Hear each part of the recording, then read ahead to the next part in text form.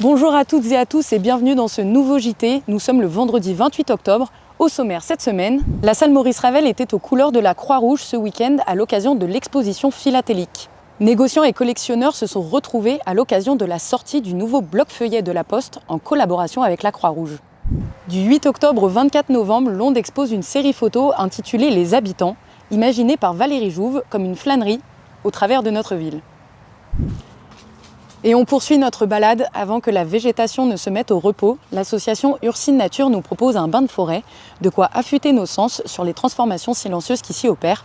Aurore Gorlier était sur place.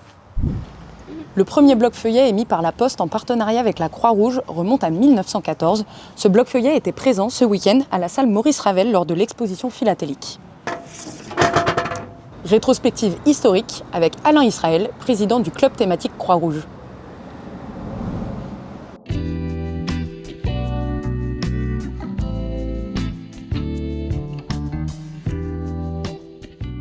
Aux côtés des tenues officielles, objets historiques et autres photos d'époque, se trouvent des vitrines dédiées aux 4 premiers timbres de la Croix-Rouge. Cette précieuse collection appartient à Alain Israël, président du club thématique Croix-Rouge.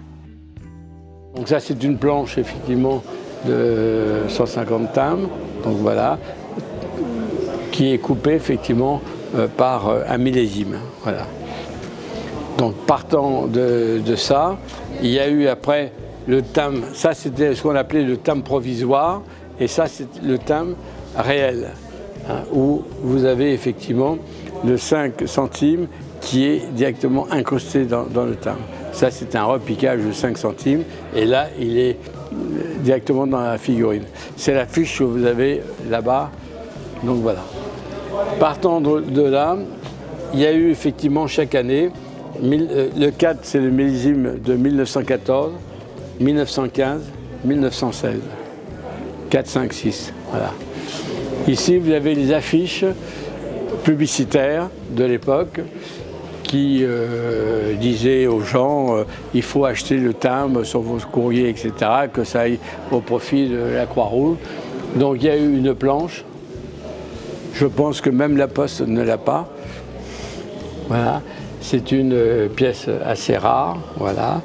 Et de cette planche, ils ont sorti le premier carnet au monde, effectivement, qui est le même timbre sorti sur un carnet de 10. Voilà. Après, vous avez eu le deuxième timbre, donc le troisième timbre, par exemple, puisque ça c'est le premier et le deuxième. Le troisième timbre qu'on appelle l'infirmière. Et de ce timbre où on retrouve le bateau sanitaire, on retrouve le train, on retrouve la voiture et on retrouve l'infirmière. Voilà. Vous avez ici, pareil aussi, une planche de 75 timbres qui est rarissime. Voilà. Vous faites le tour de tous les marchands, ils n'en ont jamais vu. Voilà. Que ici, dans cette expo. Voilà. Ça, c'est la fichette qui faisait la publicité effectivement de ce timbre, qui est reproduit dans le tour en affiche format 40-60 et elle était faite aussi en format 80-120. Voilà. Partant de là, bon, ce sont les variétés à droite, à gauche, les cachets, etc. Et on arrive au 4e timbre qui est donc l'infirmière. Cette infirmière, la particularité par rapport au reste, c'est un timbre qui a été sorti en 3 couleurs. C'est le premier timbre qui est sorti sur des rotatives où on voit la décomposition, comment était fait le timbre. Donc voilà. Donc vous avez ici les 4 premiers timbres. Et vous avez vu qu'entre celui-ci et celui-là, celui-ci est sorti en 1939. Voilà. Que celui-ci est sorti en 1918. Donc vous avez 14, 15, 18, il y a eu un trou et on sort qu'en 1939, un autre timbre au profit de la Croix-Rouge. Quelques décennies plus tard, le nouveau bloc-feuillet comporte 3 timbres et a pour thème le droit international humanitaire. Il a été mis en circulation le lundi 24 octobre dernier. De l'automne au printemps, la photographe Valérie Jouve va arpenter les rues de Vélizy au lendemain de la crise sanitaire. L'atelier Famille de Londe a proposé une visite à hauteur d'enfant et un temps de pratique artistique.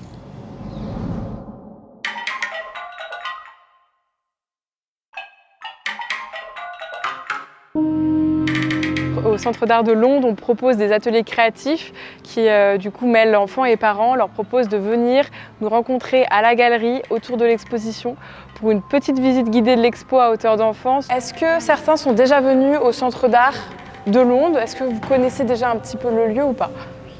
Ça vous parle un petit peu? Contrairement au musée qui expose des œuvres d'artistes qui sont décédés, les centres d'art proposent des œuvres d'artistes émergents, donc des jeunes artistes. Donc, certaines œuvres que vous allez voir ici, elles ont été créées pour l'exposition. C'est nous qui avons demandé à l'artiste de produire ce qui est accroché au mur en partie. Valérie Jouve, c'est une artiste contemporaine française qui est à la fois photographe et vidéaste. Donc elle nous vient de Saint-Étienne. C'est une artiste vraiment connue sur la scène de la photographie française parce qu'elle a exposé notamment au Centre Pompidou et au Jeu de Paume. Elle nous fait l'honneur de sa présence à Londe et elle nous présente en fait une série de photographies qu'elle a prises du coup dans le cadre d'une commande et d'une résidence effectuée donc pendant la période de 2021-2022. Pour cette résidence, elle avait à cœur de prendre en photo les habitants plutôt en termes de végétal, les arbres qui peuplent en fait la ville de Vélizy. Et elle s'intéresse aussi à la manière dont ils habitent l'espace et dont ils changent un peu notre regard sur l'architecture. Donc on a des cadrages qui effectivement prennent des bouts de ciel ou d'autres qui nous montrent effectivement des bâtiments de Vélizy, les grands ensembles qu'on a notamment à Vélizy. Et donc c'est assez rigolo, on se repère un petit peu dans la ville et on essaye en fait de trouver à quel quartier il correspond. Pour information, la photographie, c'est pas très vieux. Ça date d'il y a 150 ans. Et l'autre chose qu'il faut savoir, c'est qu'on a créé la photographie initialement pour capturer le réel, c'est-à-dire pour prendre en photo ce qu'on voit devant nous. Donc la photographie, ce que vous voyez au mur, c'est l'écriture de la lumière. L'art de la photo, c'est aussi l'art de tromper. Donc quand on est de loin, il y a des détails qu'on ne voit pas de près. Et tu as raison, on aurait pu penser que c'était une photo en noir et blanc. Mais c'est très bien vu, c'était les 3 premières à gauche, les 3 petites, qui sont d'ailleurs les photos les plus petites de l'exposition, qui sont les premières photos que l'artiste a prises. Quel est le choix en fait du photographe sur le cadrage? C'est un cadrage également coupé au niveau du tronc, mais qui donne la vue sur le ciel. Est-ce que vous pouvez me dire la première chose que vous voyez, la seconde chose que vous voyez, la troisième chose que vous voyez? Ouais, donc c'est la dame que tu vois en premier. Et ensuite, qu'est-ce que tu vois après? Ouais, exactement, le bâtiment, tu vois. Et c'est au même plan. C'est des photos qu'elle a prises à Vélizy, pour la majorité d'entre elles. Qu'est-ce qui vous a fait penser que c'était pris à Vélizy? Ouais, c'est ça. C'est les immeubles que vous reconnaissez. Exactement, c'est l'architecture qu'on voit.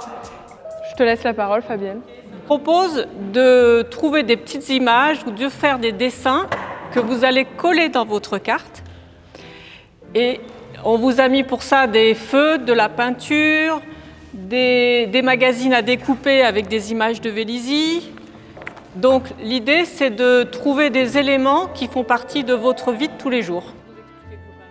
Alors le projet donc, de l'atelier créatif d'aujourd'hui, c'était vraiment de réaliser des cartes pop-up qui reflètent donc, la ville de Vélizy, proposer aux enfants de nous montrer qu'est-ce qu'ils perçoivent à Vélizy. Est-ce qu'ils vont représenter plutôt les habitants comme le fait Valérie Jouve dans son exposition, donc les végétaux? Est-ce qu'ils vont plutôt montrer des figures familières de Vélizy, donc se représenter eux-mêmes à travers ces cartes? Est-ce qu'ils vont choisir de la couleur, plutôt des couleurs ternes? C'est l'enjeu, c'est de montrer en fait que tout est possible. Je vais représenter la nature. Des fois, on voit des avions dans le ciel. Une croix. Après, une dame qui nage sous l'eau. Ah oui. Alors, j'ai mis une femme qui plonge dans l'eau. Ouais. Ça te plaît cet atelier? Oui, Pourquoi? beaucoup. Parce que je suis créative et j'aime beaucoup les activités. Parce que le prochain atelier qu'on aura, ce sera plutôt un atelier avec de la terre et de l'argile. Et tu pourras créer ta propre œuvre. Et ensuite, elle sera exposée pendant 1 mois au centre d'art devant tout le monde. Et après, tu pourras récupérer ton œuvre et tu pourras la mettre. Mais si c'est la semaine prochaine, on ne pourra pas parce que ce samedi-là, on part en vacances. Non, c'est plus tard, c'est au mois de décembre, jusqu'en janvier. Oui, on Ok. viendrait. Tu viendras alors? Oui. Super.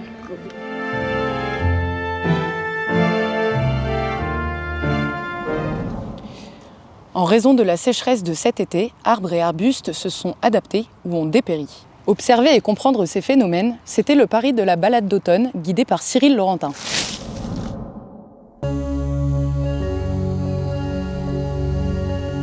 Les couleurs de l'automne, flamboyantes dès la 3e semaine d'octobre, s'offrent à notre regard jusqu'à la chute des feuilles en novembre.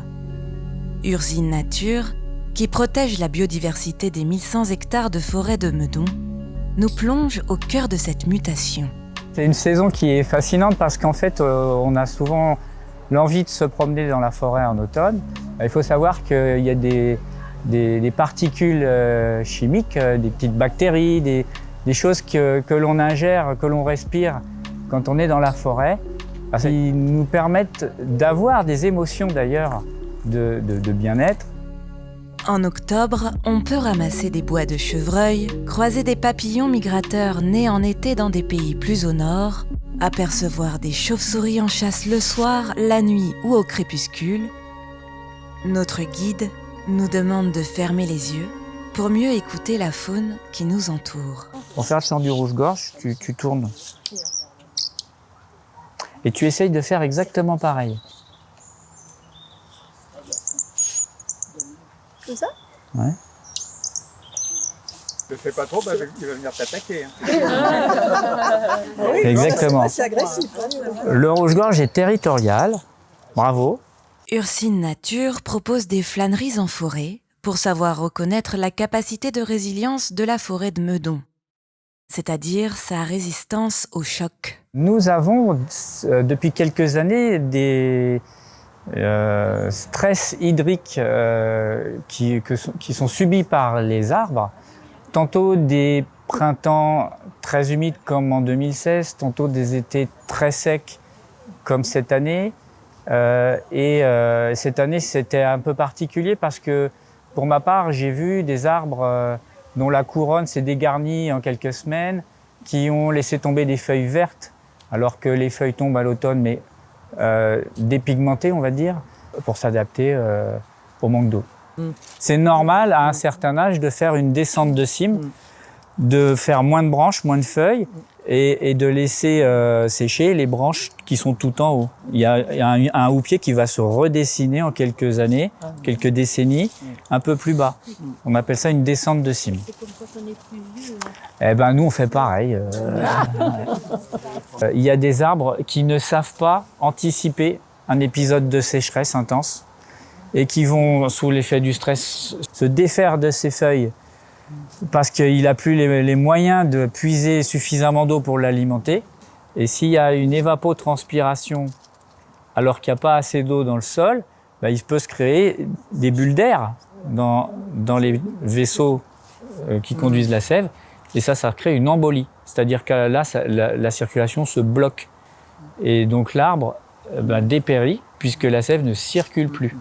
Et donc les dépérissements qu'on a pu voir cette année avec des houppiers partiellement dégarnis, cet automne-là, on ne sait pas dire si l'arbre va repartir au printemps ou si au printemps, il ne fera pas du tout de feuilles et qu'il sera mort. À l'automne, les feuilles des arbres changent de couleur. Leur observation révèle des indices pour comprendre les phénomènes d'adaptation ou de dépérissement face aux conditions climatiques inédites. Pourquoi ça change de couleur? Est-ce que vous savez pourquoi ça change de couleur? Parce que la sève sont moins alimentés en sève. Les jours sont plus courts, du coup, la photosynthèse, est-ce qu'elle se fait aussi bien? Moins bien. Donc il y a moins besoin des feuilles. En fait, l'arbre il va reprendre tous ces nutriments et on va voir que les pigments sont révélés, puisque le vert laisse la place au jaune. Oui, c'est une petite gale qu'on appelle ça la gale du chêne, une des nombreuses gales du chêne d'ailleurs. La feuille en fait a développé des tissus en forme de boule à l'endroit où il y a eu une piqûre d'un petit insecte de la famille des guêpes. Donc voilà, un exemple flagrant de la diversité des petites bestioles qu'on pourra avoir dans le sol et de l'importance que ça peut avoir. C'est même à se demander s'il n'y a pas une sorte d'échange bénéfique, puisque une agression, l'organisme en réaction doit se défendre et donc est stimulée dans le mécanisme de survie. Une forêt vivante et résiliente est une forêt diversifiée en essence et en âge d'arbres. Elle se compose de plusieurs strates de végétation. Mousses, herbes, arbrisseaux, arbustes ou encore arbres. Les arbres, ils ont besoin d'une eau qui est tombée en hiver et d'aller la puiser le plus profond possible. Donc si vous voyez quelqu'un qui plante un arbre âgé ou avec un pivot cassé, dites-lui qu'il y a peut-être une erreur qui va être commise.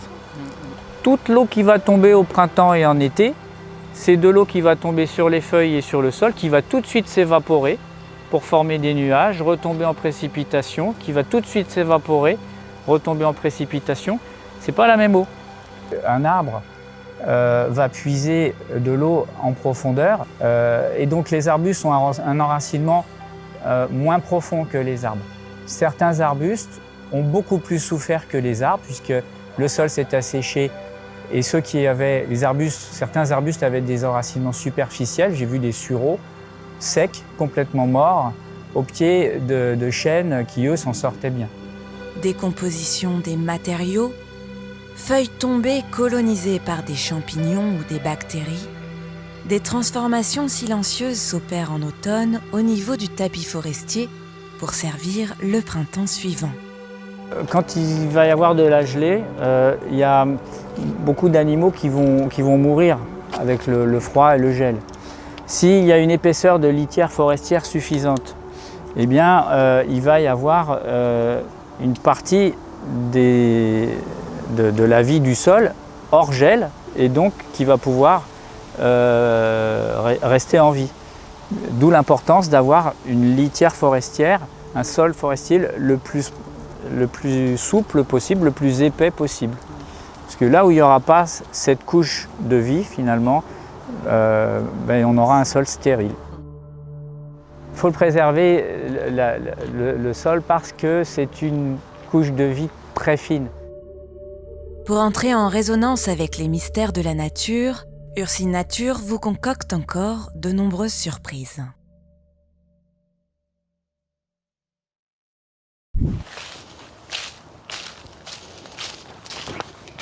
Et c'est la fin de ce JT. Merci à tous de nous avoir suivis. N'hésitez pas à le partager sur tous les réseaux sociaux. Portez-vous bien. Moi, je vous dis à la semaine prochaine.